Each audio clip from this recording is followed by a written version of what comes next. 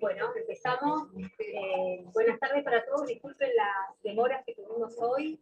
Bueno, hoy va a ser infección urinaria a cargo del doctor Miguel Rier, que es médico de planta del Servicio de Nefrología del Hospital de Niños Ricardo Gutiérrez, infección urinaria y algunas cosas más.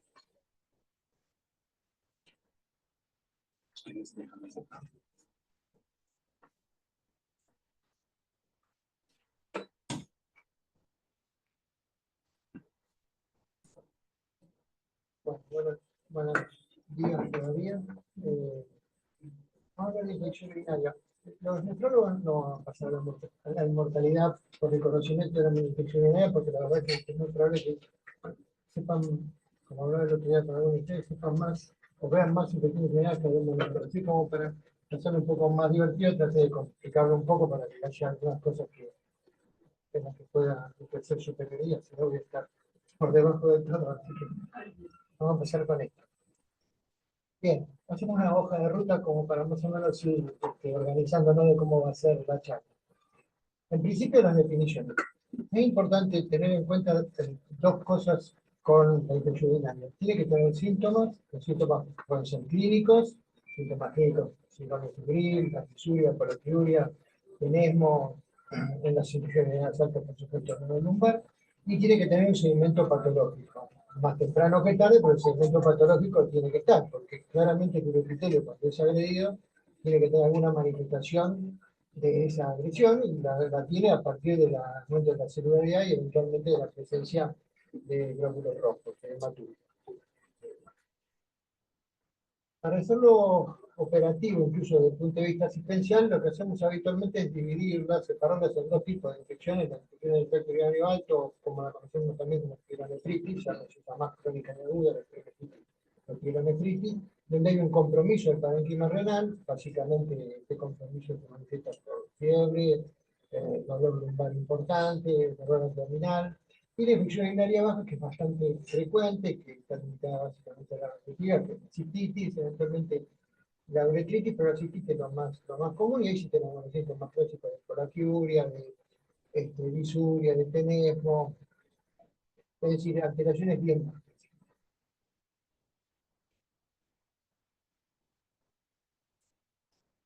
Bien. Entonces nosotros tenemos lo que es la infección urinaria alta. Esto no sé si ellos lo ven, no sé cómo lo ven ellos. Más que nada para que lo vean ellos, ¿no? Sí. Bien, bueno, esta es la definición entre la infección urinaria aguda, alta y baja. Básicamente, en la alta lo que tenemos es un paciente con bacteriuria, es con síntomas clínicos de una bacteriuria, fiebre alta, dolor abdominal, dolor lumbar, cosa que no tenemos en la infección urinaria baja. Es decir, una asociación clínica que tenemos los nefrólogos en primer lugar para poder discriminar entre una y otra es el estado general del paciente. Normalmente nosotros podemos, muchas veces las pielonefritis, lo que vemos son pacientes con un regular estado general, febriles, con fiebre alta, de hecho, llamamos la fiebre febril, y dolor abdominal, que es un síntoma bastante característico, cosa que no se ve en las infecciones urinarias bajas. La PCR, si bien es orientativa, y de hecho en algunas vías está como uno de los valores a tener en cuenta, no es que discrimine necesariamente una de la otra. Tenemos pacientes con infección urinaria baja con PCR elevado. Bien, también en los fines prácticos, en realidad muchas de estas cosas son más que nada los fines prácticos. En lo asistencial ayudan, pero la verdad que son los fines prácticos. Hay una clasificación que es recurrente, de cuando hay 3 o más episodios infecciosos en un periodo de 6 meses, y digo que es a los fines prácticos porque es el día de hoy que todavía yo no puedo discriminar si todas las infecciones urinarias que tienen son infecciones urinarias y cuántas de las que no tienen no son. Muchas veces tenemos pacientes con 1 año y medio que tuvieron 4 episodios de angina puritaria. Yo, la verdad, no soy pediatra, pero me llama la atención. Y entonces uno empieza a sospechar que en realidad esas son anginas, sino que el foco infeccioso viene de otro lado, y cuando desafortunadamente nos toca hacer la investigación de dónde viene, encontramos que en realidad de la vía urinaria y son pacientes con caras renales, con reflujo, con infecciones de un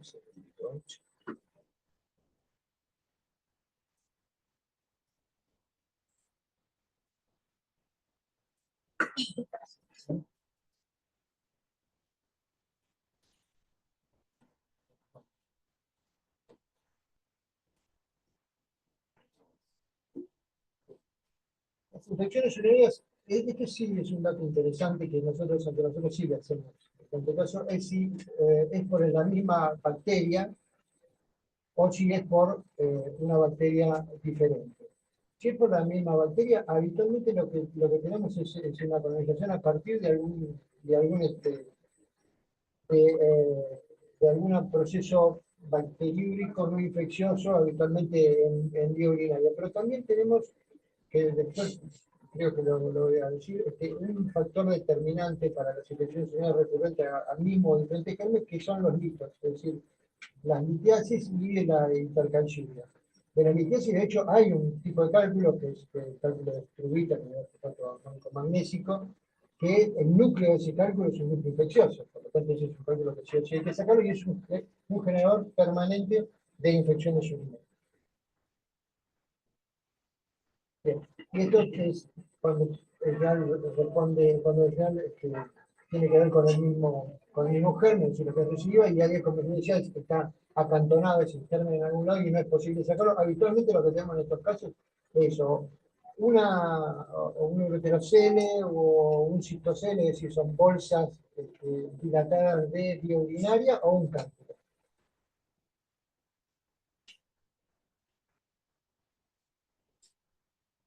Otra de las clasificaciones que hablan las vías NICE, hablan eh, las vías, el up-to-date, es las infecciones urinarias del tracto urinario atípicas, es decir, cuando están asociadas con alteraciones de la función renal o cuando tienen una complejización tanto evolutiva como terapéutica o cuando no son asociadas a la bacteria que habitualmente vemos que es coli, que la verdad que la mayoría de veces las encontramos, primero por la presencia de la fimbria, segundo porque son ayudadas por parásitos, sobre todo por Bacillus.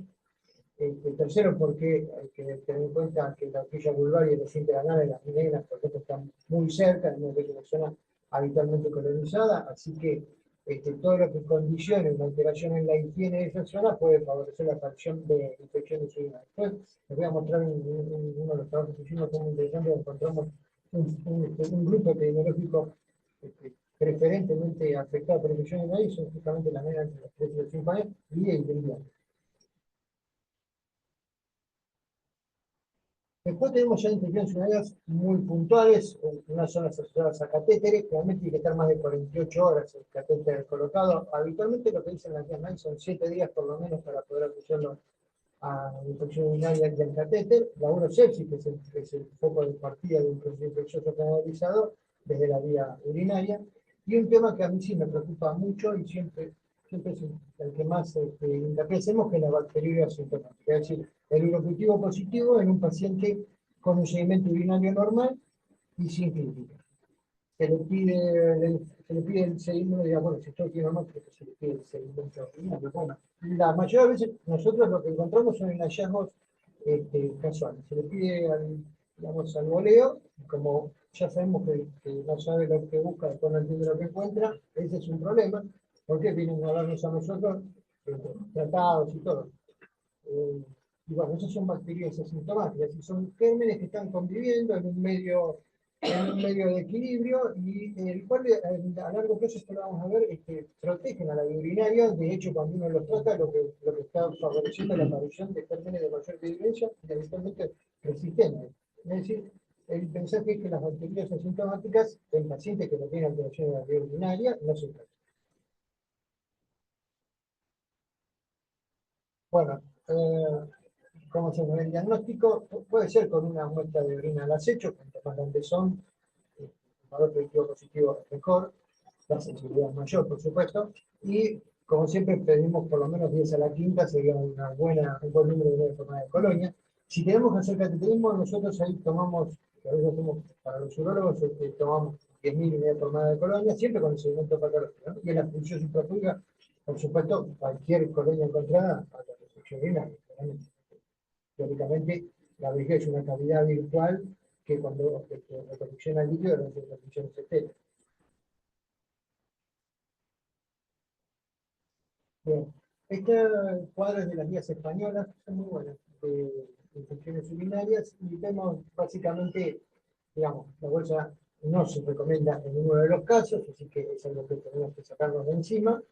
Y puntualmente cuando nosotros usemos métodos como la punción o el cateterismo, tiene que ser en condiciones en las cuales uno tenga que tomar una decisión no solo diagnóstica, sino terapéutica de intervención. Si es negativo sirve, si es positivo. Exactamente. Bien, los nitritos y la esterasa leucocitaria. La verdad que yo no lo usamos nosotros. La verdad es eso. Pero bueno, colocamos no porque en las guías está, de hecho. Sabemos que las nitrobacterias son las que transforman los nitratos en nitritos, de modo que su presencia tiene una sensibilidad importante, no es tan específica, pero sí es sensible. Y la esterasa leucocitaria que deviene de la destrucción de los leucocitos en el proceso inflamatorio, y eso es una, una proteína intraleucocitaria. Entonces, su aumento también hace pensar en una migración leucocitaria con un proceso inflamatorio concomitante. Estas son las posibilidades que tenemos frente a la posibilidad y negatividad de cada uno. Claramente, si los dos son positivos, es muy probable que tengan difusión binaria, y si los dos son negativos, todo lo contrario.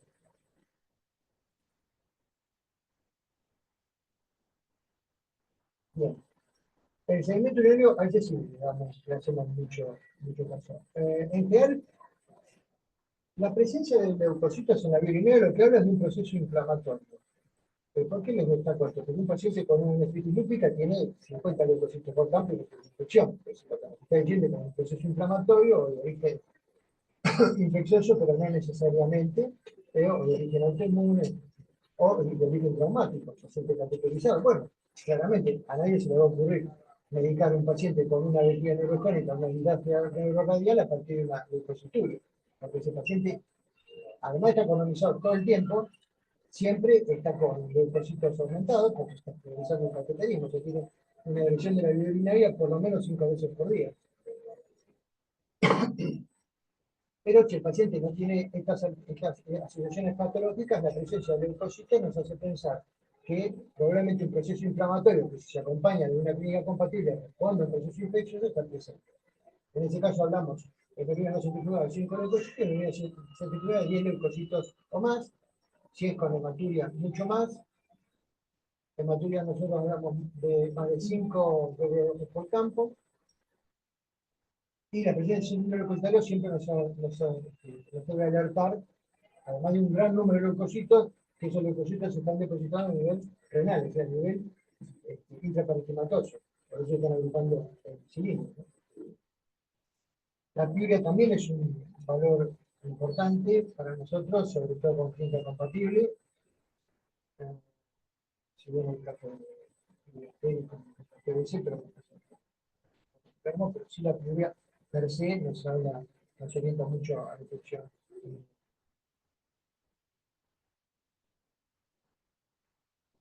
Bien. Estas son las guías NICE y lo que nos está diciendo básicamente es algo que ha cambiado muchísimo los grandes en los últimos años. Nosotros hace muchos años, toda infección urinaria en un paciente menor de 2 años de edad era ecografía y secreto. Un paquete que venía incluido en el compra. Nadie lo dudaba, bueno, hoy en día eso cambió bastante. Tiene mucho que ver con si la infección urinaria es atípica o no es atípica, es decir, si tiene todas esas alteraciones que habíamos hablado antes, o alteración urinaria, o gérmenes distintos a E. coli, o cuadros febriles con mal estado general, o si es recurrente, que es lo que habíamos dicho, más de 3 episodios en 6 meses. En ese caso sí están indicados los estudios. Básicamente los 2 estudios que nosotros tenemos de imágenes, a los cuales le hacemos bastante caso, y los estamos viendo, una es la ecografía, por supuesto, sobre todo porque la ecografía nos va a hablar de dilatación de la vía urinaria, es decir, si hay lo que se llama epilactasia o eventualmente uronecrosis. Recordemos que en general en la resonancia la vía urinaria tiene una tolerancia de dilatación de hasta 4 milímetros, de 5 a 10 milímetros ya es una epilactasia leve, de 10 a 15 moderada y por encima de 15 severa, o sea que uno espera que el paciente tenga condiciones normales menos de 4 milímetros a esa edad, ¿no? Justo lo que venía para acá, me separamos por interconsulta y es un dato que es interesante. Por una paciente de 7 años de edad que tiene 15 milímetros de diámetro anteroposterior de orina. Eso no es ninguna pelota. Sí. No le hagan ningún caso, porque un paciente, la dilatación del urinario depende a qué edad la tenga. Si yo tengo un paciente de un mes con 12 milímetros de dilatación del urinario y diámetro anteroposterior, bueno, ese paciente tenemos que tener en consideración, está por encima de los 10, en general, en el hospital, por lo menos por el cirujano que tenemos, ya desde el doctor es estar atentos si se persiste, poner la profilaxis y estudiar esa habilidad. Pero si yo tengo un paciente de 5 años de edad que tiene 15 milímetros de diámetro anteroposterior, no le hago nada de nada, porque ese es un paciente que tuvo un reflujo, y si no tiene infecciones urinarias, bueno, y los riñones están creciendo bien en la ecografía, no hago nada, o que tiene digamos, una alteración de la dinámica vesical, y entonces si no tiene clínica, si el paciente no tiene urgencia miccional, si no tiene diuresis, si no tiene incontinencia, tampoco le hago nada. Es decir, la dilatación está muy asociada a la edad en la que uno pesquisa la dilatación. Y si tenemos, por ejemplo, en el prenatal, ¿viste? En la ecografía prenatal, una dilatación de 10 milímetros. Cuando nace, hipotéticamente la repetimos la ecografía y si tiene 10 esperamos. La pregunta es, si en el prenatal tiene 10 milímetros de dilatación, sí, lo eco, cuando nace, si tiene milímetros, bueno, si tiene milímetros, es decir, ahí lo que hay que hacer la ecografía realmente, y con 10 milímetros, realmente, digamos, no se hace inmediatamente. Nosotros habitualmente, y los días también hablan de 2 semanas más o menos, a partir de las 2 semanas hacer una nueva ecografía. Si la ecografía tiene más de 10 milímetros, lo que nosotros hacemos es ponemos profilaxis y controlamos. Y si en si hay infección urinaria, por supuesto, al primer mes y el segundo mes hacemos una nueva, y si persiste por encima de los 10 milímetros, ahí lo que uno tiene que plantearse es esto. Bueno, yo tengo un paciente con 12 milímetros de dilatación anteroposterior y lo tengo con profilaxis. ¿Para qué lo tengo? ¿Cuál es la finalidad de la profilaxis? Es que no tenga infecciones urinarias. Tengo la idea de que no tiene infecciones urinarias, entonces porque yo, entre mi diagnóstico diferencial, está el reflujo. Si está el reflujo, lo tengo con profilaxis, tengo la sospecha de que lo tengo que hacer así. Más allá de las guías, es decir, la guía dice eso, pero más allá de eso, uno tiene que tener, digamos, si yo voy a poner antibiótico a un chico, y le voy a poner antibiótico durante 3, 6 meses, bueno, tengo que tener una finalidad para eso. La primera finalidad es el reflujo, que es la primera. O sea, cuando uno tiene una dilatación de urinaria, tiene 3 causas probables. O una nefrosis idiopática, que son realmente alteraciones en la dinámica vesical y el diuretes, que después generalmente se corrigen, o tiene un reflujo, o tiene lo que se llama una estenosis ureteral o uretero vesical, es decir, un estrechamiento de la diuretes. Son las 3 posibilidades. La diferencia ecográfica es sostenida en este caso, porque habitualmente los reflujos no se modifican, las estenosis suelen modificarse y aumentan de tamaño, y las hidronefrosis idiopáticas congénitas no se modifican, sino que tienen pero la verdad es que lo que hace el diagnóstico es básicamente, además de la clínica, la citoelectro para descartar la primera causa, y eventualmente después uno tiene, bueno, pero esto no será una hidronefrosis por estenosis, lo que pedir el diagrama renal con DMSA, que capta la célula parenquimatosa, y como la capta la elimina solamente la célula renal funcionante, y un DTPA, que es otro radioisótopo que no es captado por la unidad nefronal funcionante, pero sí sigue la vía urinaria desde, digamos, tiene una fase vascular, una fase parenquimatosa y una fase excretora, es decir, es una especie de meseta que cuando funciona bien y cuando está, pero cuando está obstruido, asciende, el trazado asciende, se ameseta en la función del parénquima, pero no desciende porque está obstruido. Claro. Si la función es funcional o es estructural, lo va a determinar realmente una prueba que se llama furosemia, donde se da un golpe de presión con la furosemia. Si es funcional, que es reflujo, el clásico, entonces ahí desciende, si es estructural, no desciende. Gracias.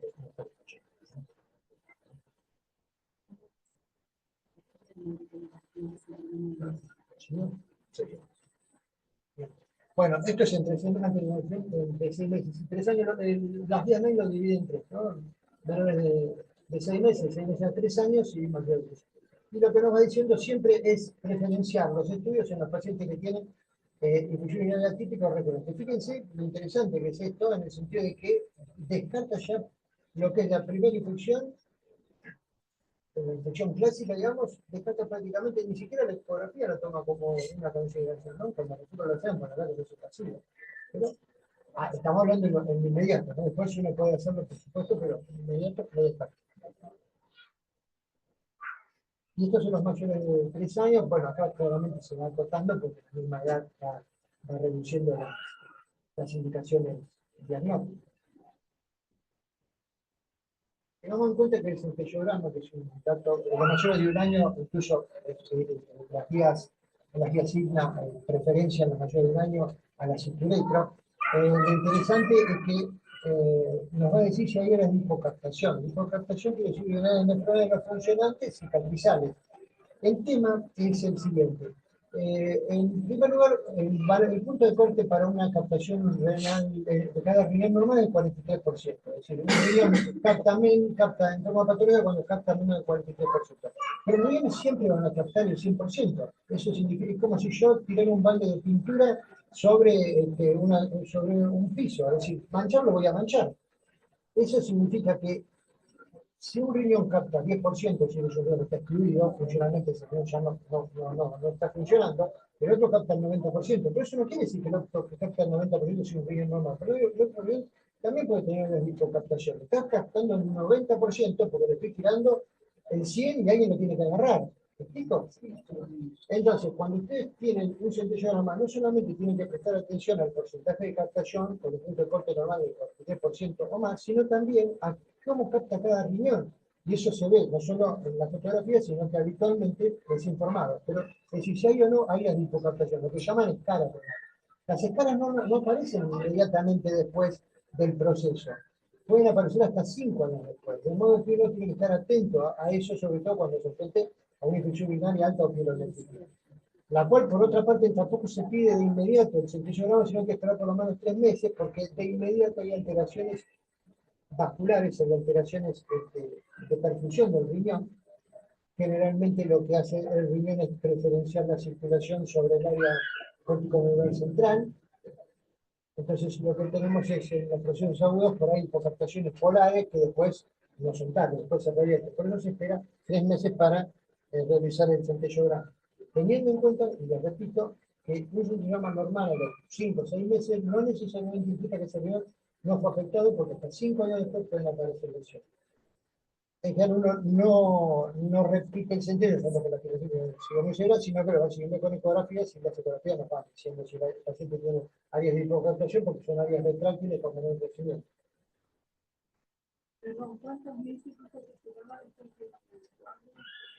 ¿Cuántos meses esperamos después del cuadro de la epinefritis? 3 meses. Bien, bueno, estas son las recomendaciones para realizar la citoretrografía. Ven que tenemos los episodios una epinefritis con cistitis o más de 3 cistitis graves. Son realmente hoy en día ya es florida la clínica en cuanto a la reiteración para realizar la cistitis.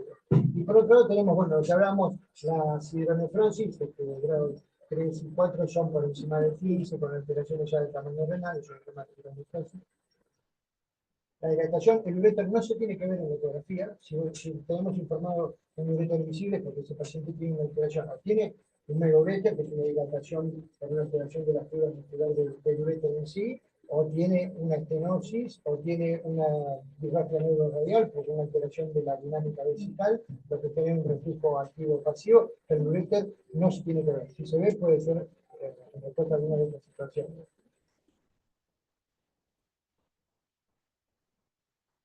Bien, estas son las guías que son más o menos parecidas a las NAI, las guías españolas, que como ven, en realidad cuando habla de hallados ecográficos nos está delimitando a lo que se llama hitoatípica, ¿no? Por las dilataciones. Y entonces ahí sí tiene indicado la cintura. Y la consulta con el especialista, no se olviden de eso. Que va a ser la conclusión. Bueno, lo mismo pasa con la recurrente, y acá era lo que hablábamos justamente antes, la importancia que le asignan las vías españolas y le asignan también al centellograma, los mayores de un año, este, preferencia en la ciclometro, preferencia del centellograma a la ciclometro. De hecho, si el centellograma es normal, toma una conducta expectante. Y se toma una conducta expectante por esto que yo les había dicho, que un centellograma renal no es un decreto, no es, decir, no es una condición dogmática, sino que lo que nos dice es que en ese momento el paciente no tiene ninguna alteración. Claramente, si el paciente tuvo una peritonitis hace 10 años atrás, no tiene un centellograma renal, está normal, que no va a cambiar, pero sí en un plazo menor a los 5 años en los cuales puede estar condicionado el desarrollo del cáncer. Bueno, este es un centellograma. Eh, yo lo voy a ver acá. Ustedes van a ver, lo que van a ver siempre, siempre se ve de atrás, es oblicuo, posterior, pero es oblicuo posterior, por eso es que no se ve más captante que el otro, ¿verdad? Porque está de oblicuo y por eso el primero, digamos, el derecho superior, ese es un oblicuo posterior izquierdo. Después se ve el anterior y ven cómo va cambiando. Pero lo que importa no es eso, sino que fíjense que más marcado está como tiene áreas hipocaptantes. Porque tiene que decir áreas de menor tinción. Esas áreas hipocaptantes en realidad lo que nos están diciendo es que hay unidades nefronales no funcionantes. Si son unidades nefronales no funcionantes, lo más probable es que ese paciente tenga hipocaptación secundario al desarrollo de alguna escara, ¿no?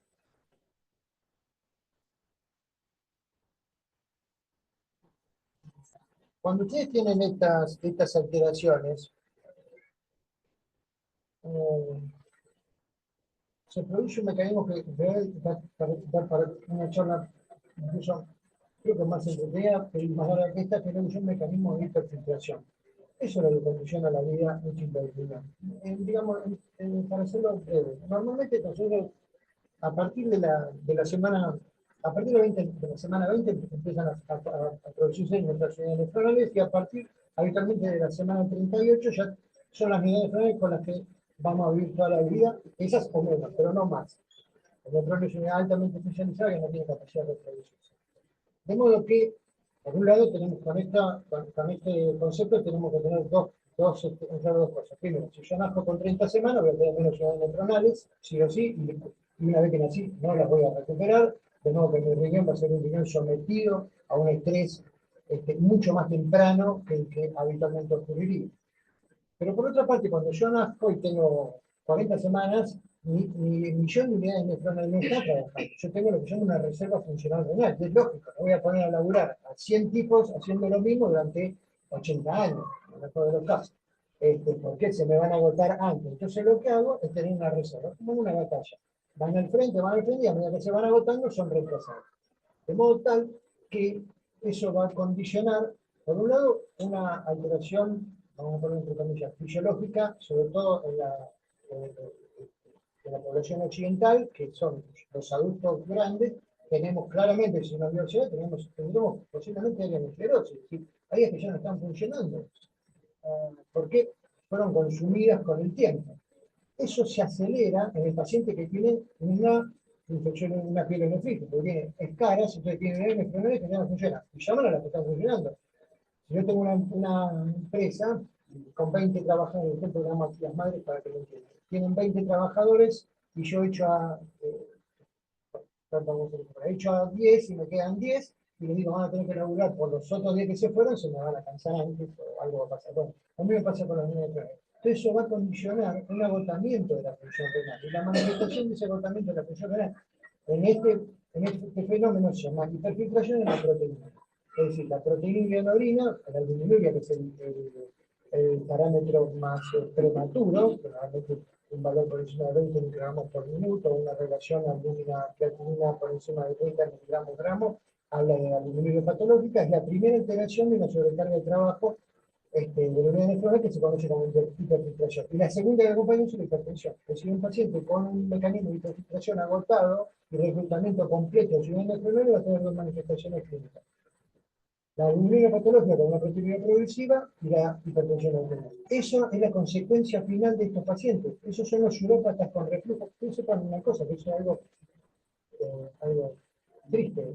El reflujo vesicoureteral, es decir, la uropatía, sigue estando entre las tres primeras causas de insuficiencia renal crónica en nuestra población, es una responsabilidad absolutamente nuestra.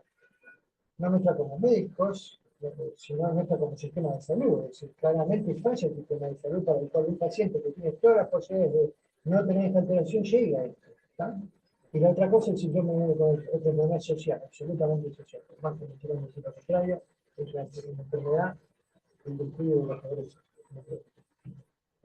Así que si vean ustedes, las tres primeras causas, las dos son causas que podríamos haber corregido.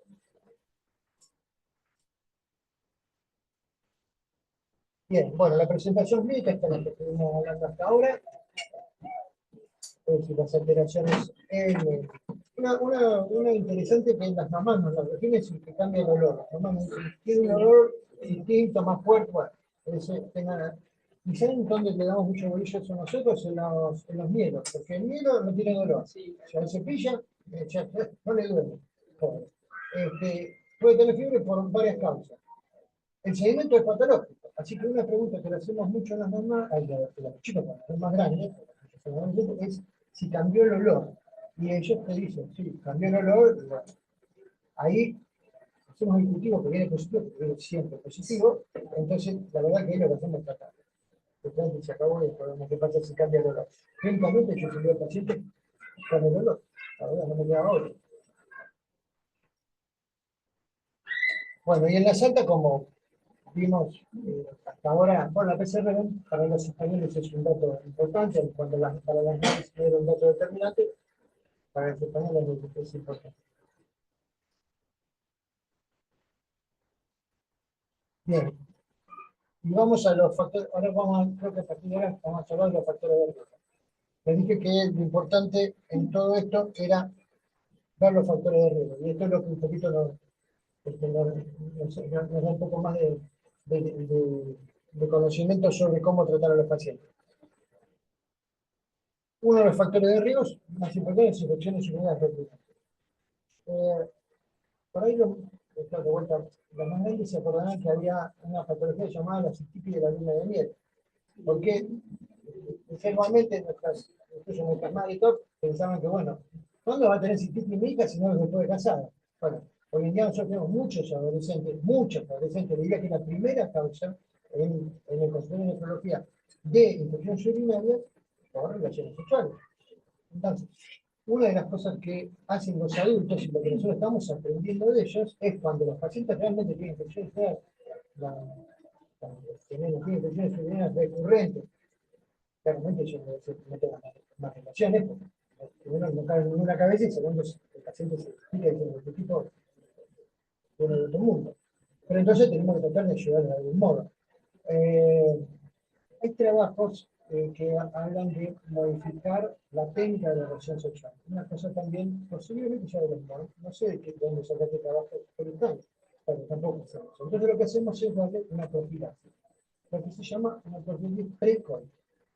Realmente la usamos con la ciprofloxacina, que es lo que usan los adultos, y en general, si va a predecir que es posible que ocurra la relación, que la tome. Y la verdad que con eso bajamos sensiblemente las infecciones urinarias, la cistitis, porque es la ¿Qué le dan? un comprimido de ciprofloxacina de piña, tal cual, sí. Es más efectivo pre que post contacto. Nosotros todos lo hacemos pre. Es más efectivo, pero es más impredecible, porque fue preco y bueno, y ahí vamos a interpretar. Tampoco podemos hacerlo todo. Lo que se puede. Porque es muy incómodo, bueno, no les voy a explicar a ustedes, es muy incómoda y la verdad que vienen algunas, bueno, yo tengo una paciente que venía con el patatronado a trabajar. No había forma de encontrar la vuelta, las veces que estaban los residentes, que hablaban, pero no teníamos forma de encontrar, porque el papá no, todo el día vino con la mamá y ahí le dijimos, tener relaciones día por medio. Nos hacía infecciones media hasta 10 días, teníamos con una cistitis. Ahora estamos bueno, finalmente lo pusimos y eso lo tenemos bien. Bien, partir de qué edad? Debe tener No sé. la ciprofloxacina de... No sé, a partir de la edad en que encuentre el amor. Pero Y ser joven. cada vez una ciprofloxacina es un poquito... No lo sé. En general, a esa, por ejemplo, Día por medio. La frecuencia no la tenemos. ahí vamos a eso. En realidad es un dato para tener en cuenta, nosotros nos da el resultado, hay trabajo claro,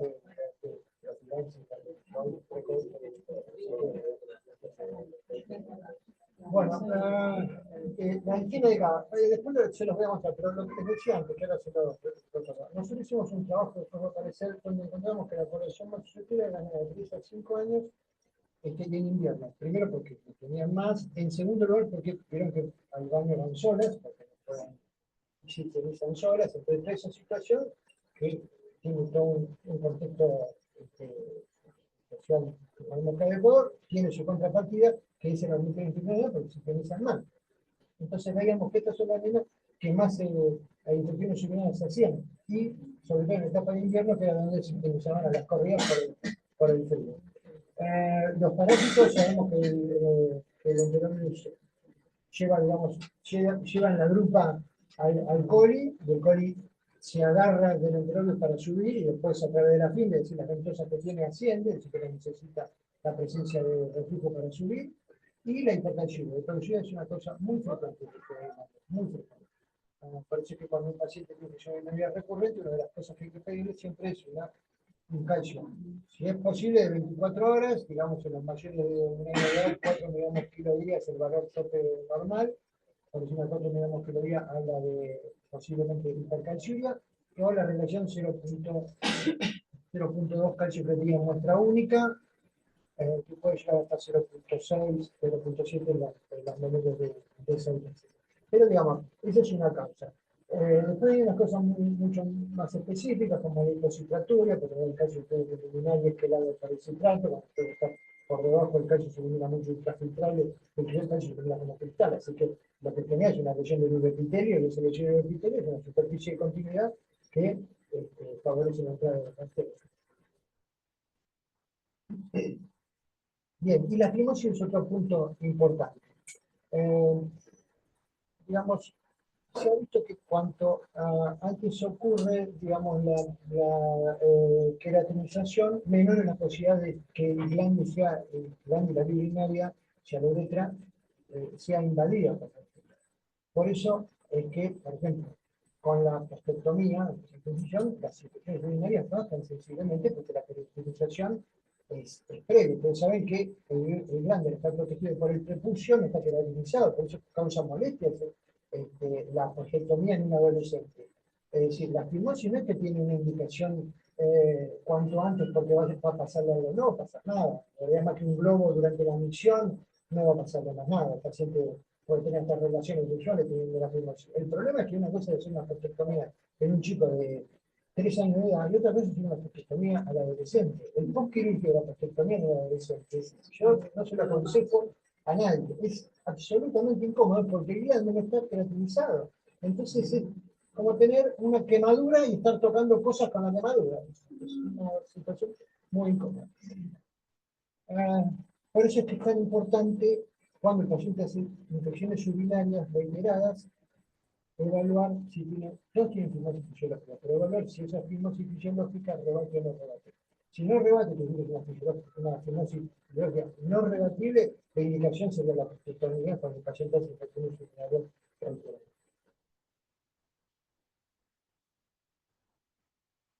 Este es un trabajo que hicimos, donde buscamos los factores predisponentes. Eran pacientes que tenían infecciones urinarias recurrentes y estaban con profilaxis antibiótica. Estaban con profilaxis antibiótica porque estaban con profilaxis antibiótica. O sea, alguien dijo, bueno, si tiene muchas infecciones urinarias, lo que vamos a hacer es darle antibióticos hasta que en algún momento se vaya a infecciones urinarias.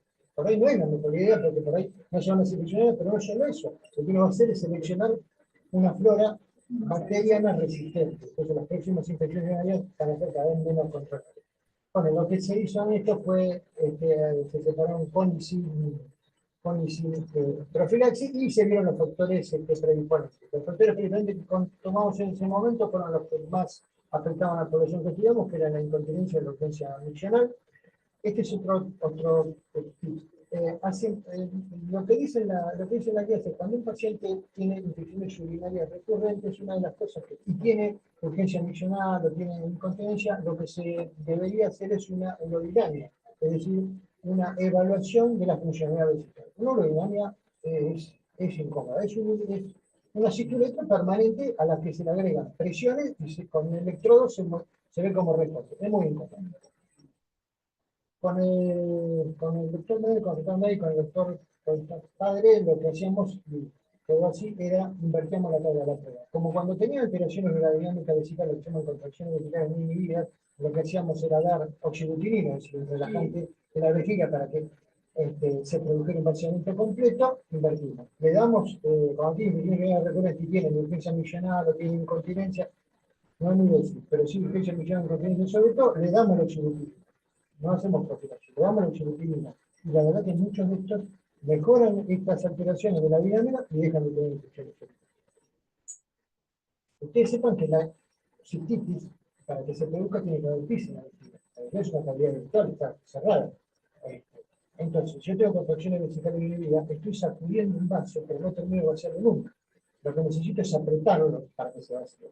Bueno, lo que hace la oxibutinina es permitir un mayor llenado para que la contracción sea más intensa. Bien, bueno, la compresión generalmente es por migración transmural. Bueno, y acá teníamos con profilaxis y sin profilaxis. Ven, acá están, las niñas más afectadas fueron entre 3 y 4 años de edad, y los meses de mayor incidencia fueron de mayo a octubre, era más que nada. Y los que hicimos un coeficiente de reproporción, un coeficiente de Cox, y ahí lo que vimos fue, el riesgo relativo es cuántas veces más tengo posibilidad de tener algo cuando tengo el factor que cuando no lo tengo. Los pacientes que tenían, por ejemplo, incontinencia miccional tenían 3.1 veces más posibilidad de tener infecciones venéreas que los que no lo tenían. Los que tenían el esfuerzo abdominal, hay chicos que para hacer PIC hacen fuerza con la vejiga para pillar de todo, para vaciar. Bueno, esos tenían 2.8 veces. Los que tenían hipertensión tenían 2.9 veces más de riesgo de tener infección urinaria que los que no tenían, y los que tenían compresión que los que no tenían 1.5 veces. La compresión junto con la dislipidemia, con la alteración de la energía, son un síndrome que se llama síndrome de Kiman, que es un síndrome de Kiman, que es un síndrome en el cual hay una alteración de la dinámica, tanto vesical como intestinal. Con la vesical se usa habitualmente la oxibutinina. Con la intestinal, el ejemplo que la nacional llama biofibra, con ese reeducamiento, ¿no? Sí. Bueno, eso es el síndrome. Entonces, digamos, la terapia antibiótica no había disminuido, por el contrario, no había disminuido la severidad de la respuesta infecciosa, pero el tratamiento de los factores predisponentes sí. Entonces, cuando ustedes tengan una infección urinaria recurrente o tengan una infección urinaria típica, que yo les recomiendo que vayan a buscar los factores predisponentes, para mostrar que tenga algo más que las infecciones urinarias. Desde lo más simple, puede ser alguien que se limpia al revés, o sea, que va a secar y se limpia de atrás para adelante. Puede pasar. O puede ser un varón que tenga una fimosis y tenga 10 años y el tipo no se enteró, que todavía no se empezó a masturbar, entonces no se dio cuenta de que tenía una fimosis. Pero bueno, desde lo más simple hasta lo más complejo. Pero el pibe lo que tiene, el paciente lo que tiene es una alteración de la dinámica vesical. Entonces uno dice, no, yo me estoy pillando y me voy rajando al baño. O a veces me cambio y tengo manchado el canje con alguna gotita. O tengo hipertensión.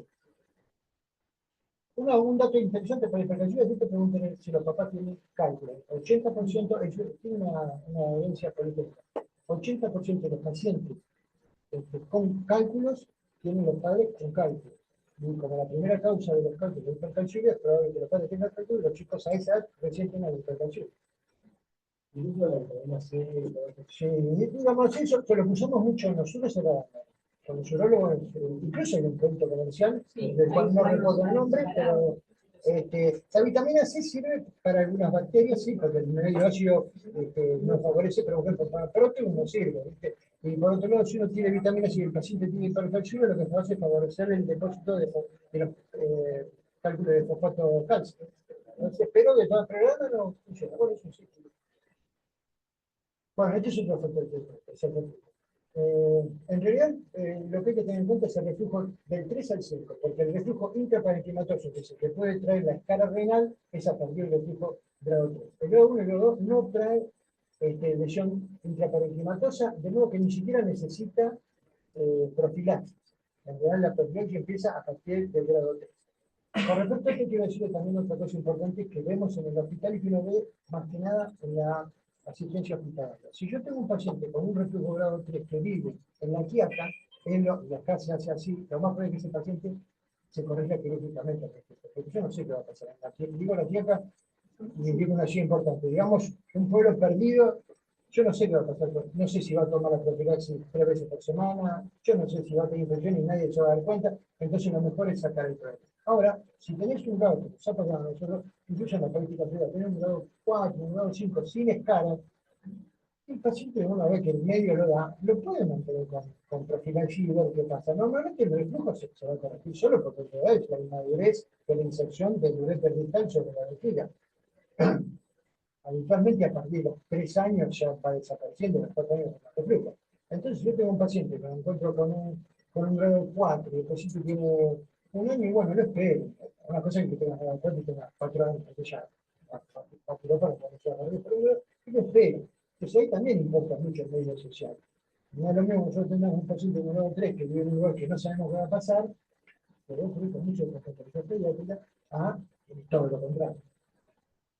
Cuando uno ve el asistiretro, habitualmente el grado 2 lo único que ve es la línea que corresponde al ureter, no se ve el riñón. Ya en el grado 3 se ve el riñón, se ve el cáliz, el grado 4 se lo ve tortuoso y el grado 5 es una torta. Es como si tuviera una pelota manchada en la región lumbar. Con esto lo que hablamos de la hidronefrosis.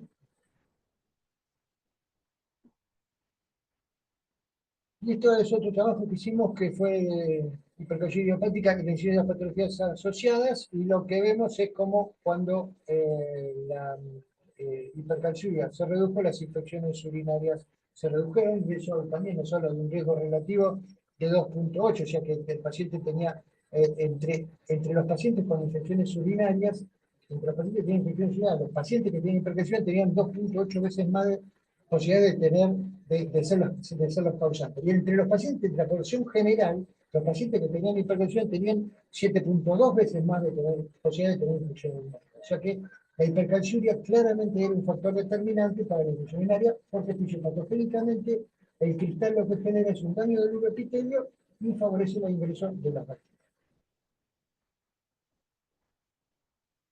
Las bacterias sintomáticas sería algo muy importante, por lo que hablábamos antes. Estas son las guías españolas. Yo creo que ellos, más que nada, estas guías están destinadas sobre todo a pacientes con bacterias sintomáticas y alteraciones funcionales, alteraciones estructurales. Pero nosotros hicimos también un trabajo en su momento de bacterias sintomáticas, y lo que planteamos fue si tenían que tratarse o no. Entonces tomamos pacientes de los nuestros y esos pacientes fueron apareados. Este es un estudio de cohorte, no es un estudio de intervencionistas. Nosotros no vamos a tener la idea de si sabemos que la bacteria sintomática no debe tratarse, pero vamos a hacer un estudio clínico caracterizado. Lo que hacemos es un estudio de cohortes retrospectivo, lo cual los sesga el estudio, lo sesga, claramente es una debilidad del estudio. Pero bueno, como había sido bastante bien seguido los pacientes, eso ayudó un poco.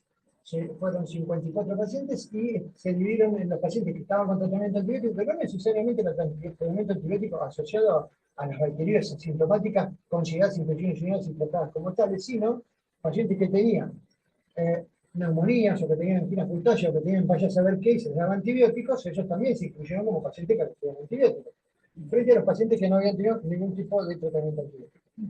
Fíjense que lo que tuvimos fue, por un lado, entre los pacientes con tratamiento antibiótico, el primer episodio de infección urinaria apareció a los 2 meses y 24 días, desde que se detectó la bacteria sintomática. En cambio, los pacientes sin tratamiento antibiótico tuvieron aleatoriamente la infección urinaria 5 meses y 12 días después.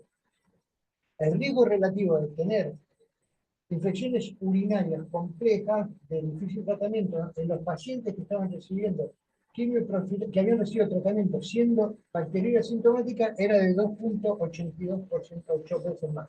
Es decir, prácticamente Si un paciente tenía bacterias sintomáticas y era tratado como si fuera una infección urinaria, y lo más dramático del cuento es que por ahí el pibe vuelve y vuelve con la bacteria en el urocultivo y se lo trata de vuelta. No tenemos estos pacientes tratados por ahí 2 meses seguidos con tratamiento antibiótico con una bacteria sintomática, sin ningún síntoma, sin ningún síntoma. Absolutamente, bueno, esos pacientes tienen casi 3 veces más posibilidades, riesgo, para ser preciso para el tratamiento estadístico, riesgo de tener infecciones urinarias, mucho más complejas, con gérmenes mucho más, de más difícil manejo. De modo que lo que concluimos con estos pacientes fue que el uso de antibióticos aumentó significativamente el riesgo de desarrollar infecciones urinarias a partir de gérmenes distintos y de mayor virulencia.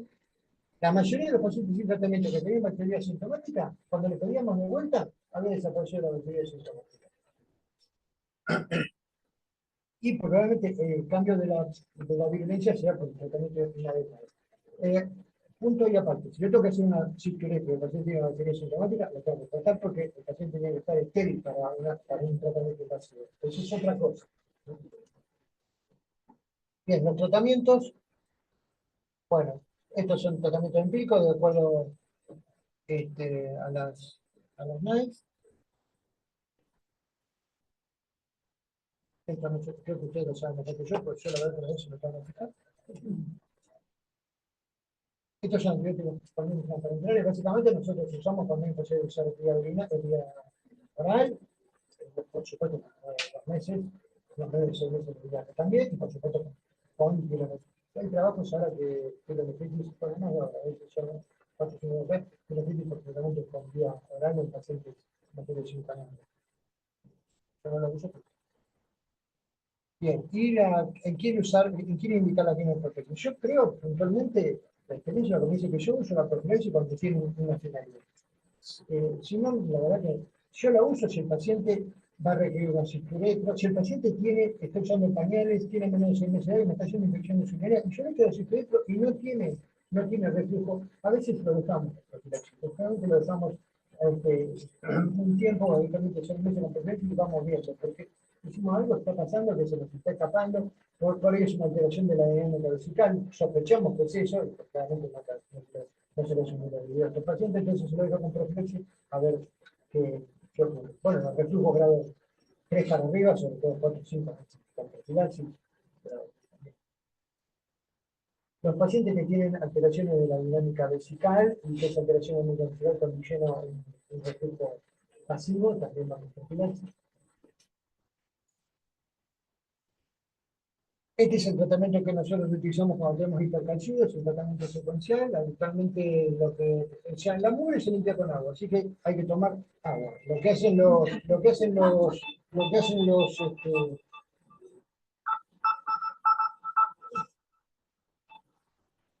los americanos, básicamente el primer punto de tratamiento es mucho líquido, mucho líquido, que es difícil que lo que llama la arenilla, que en realidad es el detrito cálcico, se deposite. Así que mucho líquido, el calcio acompaña el sodio, de tipo sódica, y después empezamos con los tratamientos medicamentosos. Lo primero que se utiliza son los pelantes, es decir, los que impiden la formación del cálculo. Ese es el citrato de potasio. El calcio tiene 3 pelantes en la urinaria, el citrato de potasio y el magnesio, y si con eso no funciona, utilizamos la hidroclorotiazida, que son diuréticos hipocalciúricos. Esa es la secuencia que usamos, con eso la verdad nos funciona bastante bien. Y los 3 antibióticos que usamos para profilaxis son la fluoxetina, la quimioterminación y cefalexina. La fluoxetina es muy efectiva, es muy fea, es difícil de sostener en el tiempo, pero la verdad que es efectiva, es muy efectiva, que a partir de los 3 meses se puede utilizar. Lo práctico de la quimioterminación es que se puede utilizar 3 veces por semana, eso es bastante práctico, a partir de los 2 meses. Y la cefalexina en general no está indicada como una efectividad permanente porque da mucha resistencia. Así que si uno puede evitarla, mejor. Por supuesto, siempre, como habíamos dicho antes, con una finalidad. Y otra cosa que nosotros hacíamos en un tiempo, y no resultó no ser una buena práctica, era que ir cambiando las profesiones pensando, bueno, eso es una falta. Los trabajos muestran que lo que hace es seleccionar flora, así que el equipo que gana no se toca. Bien, y la conclusión en realidad es cuándo derivar al especialista. La verdad es esa, porque además nosotros yo no veo en el consultorio, ni en la privada, ni acá no veo disfuncionalidad, salvo que algún trasnochón en alguna noche de insomnio que yo mañana se la mando al nefrólogo, pero no veo una infección urinaria de primera vez. Realmente lo que vemos son infecciones urinarias recurrentes, infecciones urinarias típicas, infecciones urinarias en las cuales el pediatra con muy buen criterio siguió los pasos diagnósticos, el paciente efectivamente tiene una ecografía alterada, tenía un reflujo, bien, eso lo consulta. Eso es lo que es, o que tuviera patología secuencial, que tuviera hipertensión, que el paciente tuviera una alteración en el vesical, que el paciente, bueno, tiene una disrafia neurocardiaca, si tuviera peligro, hipocética. Frente a cualquiera de esas alteraciones, entonces la ideal es la derivación y se termina la.